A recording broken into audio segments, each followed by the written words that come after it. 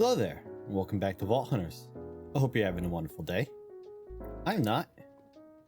See, I just discovered that Microsoft, in their infinite lack of wisdom, has decided that every time they do a software update, they are going to unregister all recording devices.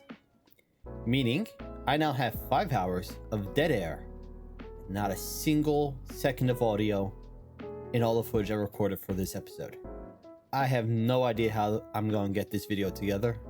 Let's find out. Our story begins on one cursed and fateful evening. The vault altar demanded a meager but far from simple offering.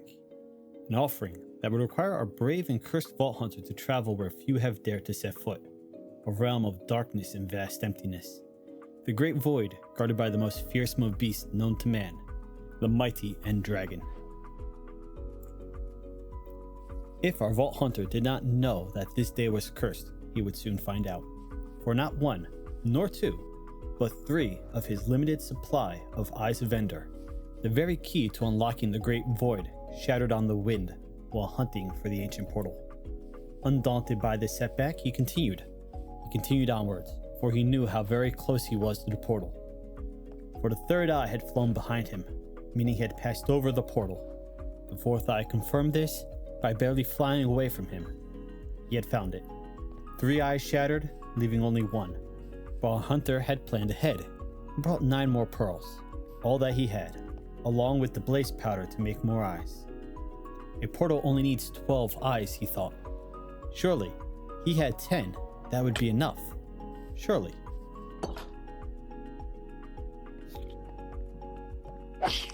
The curse was truly manifesting at this point, but our hunter was as of yet still unaware. An empty frame, bothersome and annoying, but far from an unsurmountable challenge. He did not have enough pearls, but he knew of some greedy piglins who would be happy to trade with him for a modest amount of gold. It was a long journey, however, from the portal to his home, and then to the trading hall and back again. Doable, but tedious. So he applied the knowledge he had learned, knowledge he had gained while in the vaults themselves. Craft up a trio of waystones, 1 for his base, 1 for the bartering hall, and the final one for the great void. Pearls in hand, he returns to the portal, filling each of the frames with an eye until the portal comes to life. He drops one, and it shatters, but it is no great loss. He has brought extra. He was prepared this time, or so he thought.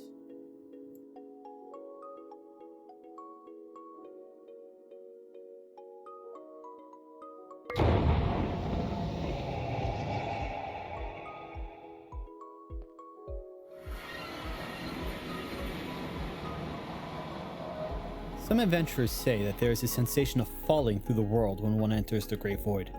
A sensation that has caused many to scream in fear, or otherwise humiliate themselves. No screams were heard this time, though a hunter's heart was racing from the feeling. He had found himself buried underground, safe, but not for long. Above him he could hear the roars of the dragon as it circled its 12 pillars, each housing a crystal imbued with magic unknown to man. They can heal the dragon of any wounds inflicted on it. The crystals must be destroyed, but they are not without danger, or if touched they explode with enough force to vaporize a man.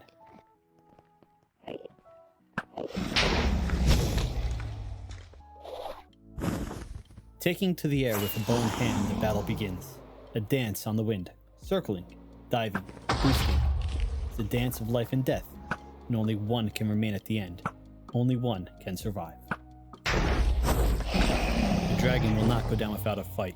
Filling the air with its void breath, the hunter must dodge between the clouds and dispatch the crystals quickly, before finally turning his sights on the dragon.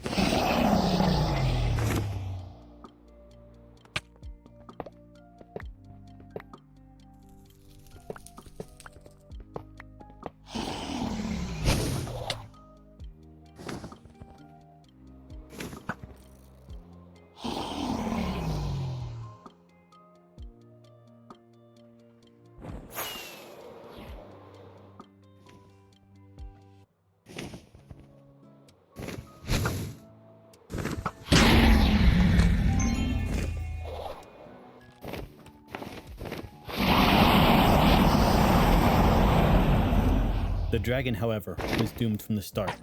The hunter has come prepared with a sword capable of slashing through its powerful scales, and armor strong enough to take mighty blows from the dragon's claws without a dent.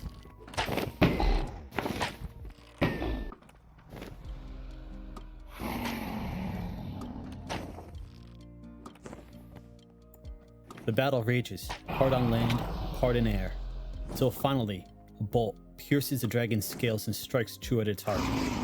With a mighty wail, the dragon dissolves into the great void, and the way home once again appears.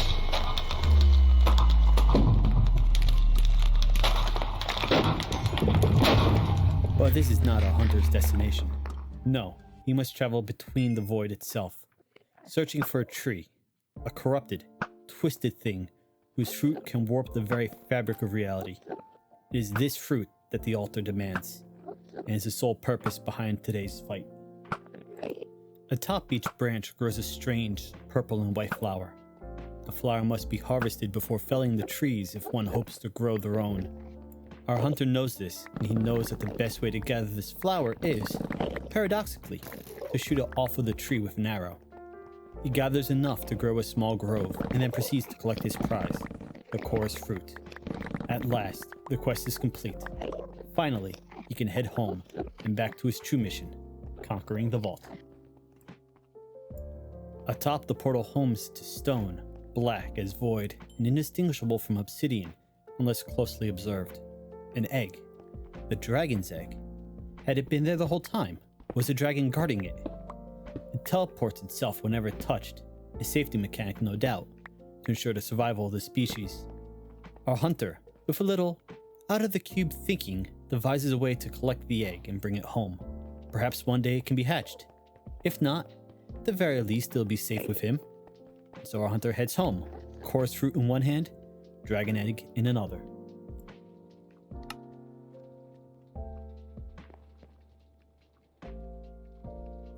Danger is ever present inside the vaults. A skilled hunter knows to use their skills to strengthen their resolve, their healing, or even their ability to run away. By channeling their mana, a hunter can create a shield around them that can absorb damage, but it drains their mana in the process. Once fully mastered, a hunter can block all damage done to them for a short period of time, though knowing how to use it and when are two very different things. At last, our hunter dives into the vault, cursed though it may be. An unnatural burden is placed on our hunter, the vault itself trying to slow him down, though to limited effect. A Valara idol safely secured in his left hand imbues the hunter with inhuman speed. Slowed though he may be, he's still faster than his foes.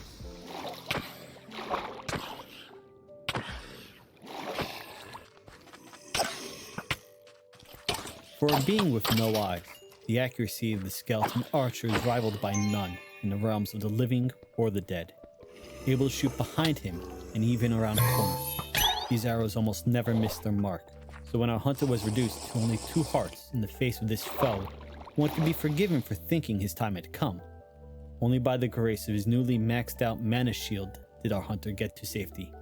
With the help of a healing potion, he was able to defeat the foe.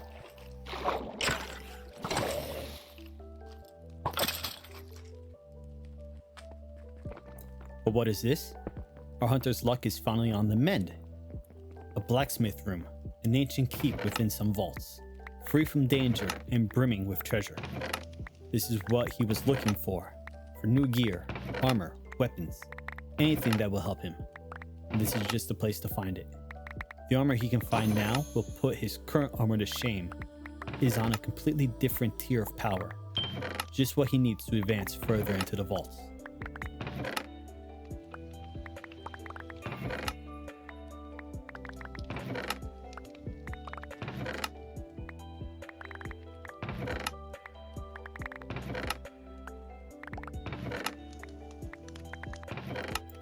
Gear is not the only thing our hunter is searching for. He has a mission, a bounty given to him by the vault gods. He must acquire 38 knowledge essence, and in return he will be rewarded with a pair of boots with the potential to be far stronger than those he currently possesses. After that, defeating just 13 skeletons will reward him with a new chest piece, also with the potential to surpass anything he currently owns. These are his primary goals. To these ends, he uses a trick he learned from hunters who came before him. For the cost of only 3 regret orbs, he can retrain his hunter skill to specialize in living chests over his current coin piles. A useful trick to be sure. Another vault, another curse. This one, unlike any a hunter has experienced before. Locked. There is no escaping this vault. You cannot bail out or survive. It is a race against the clock. Complete the objective and survive, or fail and die. There is no middle ground. A hunter is confident, however. 2 monoliths. I'm not locked in here with you, he says out loud to the vault. You're locked in here with me. Another blacksmith room. Today must be my lucky day, he says aloud, knowing no one will answer.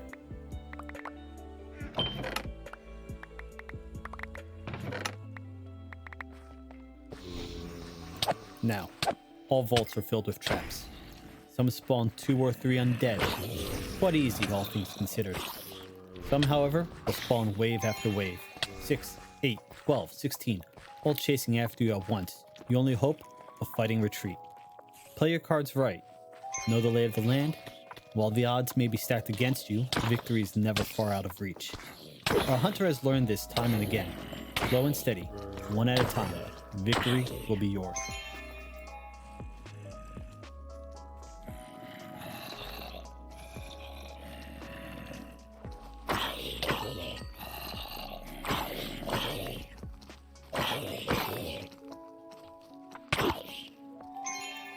But not always. An elite. A foe any hunter would be wise to fear, to take on cautiously. The drowned elite, along with his minions, is trapped in the dig site. And our hunter is wise enough to know not to venture down there, for that would be certain death. Onward he travels, for he needs just 1 more monolith before the vault unlocks and he can escape. When the vault wants you dead, however, it does not matter if you avoid the traps and elites. More will be thrown at you. Rounding a corner, a hunter comes face to face with a horde of skeletons and their boss, Elite. 2 elites and 2 rooms. A rare occurrence for sure, but if he keeps his distance, the elite will be no issue. He keeps his distance. If he instead gets stuck on a bush while backpedaling, well, the skeleton elite only needs to land 1 hit. I hope you don't mind if we end it here. It's been an interesting day. I don't know how best to describe it. I spent all day trying to stitch together a coherent story from all those hours of empty footage. We did complete both bounties though. And we actually opened a fair bit of stuff. In fact, everything I'm wearing is new. We rolled it yesterday. So let's go over it quickly. We have these Kitsune boots. 7 armor, so that's not that great, but does have 8% resistance and 2 health and trap disarmament chance. These leggings, they're scrappy, but 11 armor, 7 health, and 6 item quantity, which is pretty good. The chest piece is actually my old one. I have another one that I haven't switched to yet, but I have it as a backup. This is one we had before, 25% mana regen, 13 total armor, 5 health. And then our new helmet, 13 armor, 8 resistance, 10 mana, item rarity, and knockback. Fully equipped, I now have 62% defense and 34 hearts, which is a massive upgrade. This will be my next chest piece. It's 12 armor, no hearts, 5% block chance built in, and 15% mana. So we lose 10% mana regen, and we lose 1 armor, but we lose 5 health. But with the extra defense, I should be pretty good. However, I am going to run just 1 more vault with the afterlife modifier on it so that I can test out this armor and get used to it. Ooh. I was even going to do this. Also, because we are now level 40, the base cost has increased. At level 39, the cost is, well, the base cost is 2 gold. It's 0.05 times your level, which was 39. Once you hit 40, it's 0.10 times your level. So, gold cost, the base gold cost is now 4 for me. So, dying becomes more expensive. And just looking at my bounties, 7 zombies for a bit of chromatic steel and painite. This was my old bounty. Then we have 6 drowned, 20 vault alloy, and a black opal, and 10 wraiths for 191 and 7 skill essence. Let's just activate that one for now. And last but not least, Chris in the comment section left a recommendation to make my swinging arm here 2 blocks tall and to include nozzles on the end to possibly sweep any mobs out of the corners.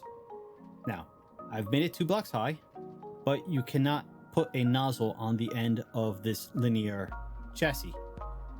But I was able to put an additional linear chassis. So now the swinging arm is 6 blocks long. Even though the room is only 5 blocks wide, it does clip through the walls, but it sweeps any mobs out of the corners. There is one spot in the very corner where a mob can stand and not get pushed around, but because the mobs do have AI and they do tend to walk, they will step out and get pushed. And when they land on the plate, it will kill them. And be aware that the player damage plate will damage you as well. So, thank you for joining me today on this very cringe, very cursed episode. I hope you enjoyed it. I pray I never have to do something like this again. It was a nightmare. And I hope you have a wonderful day. I'll see you next time. Later.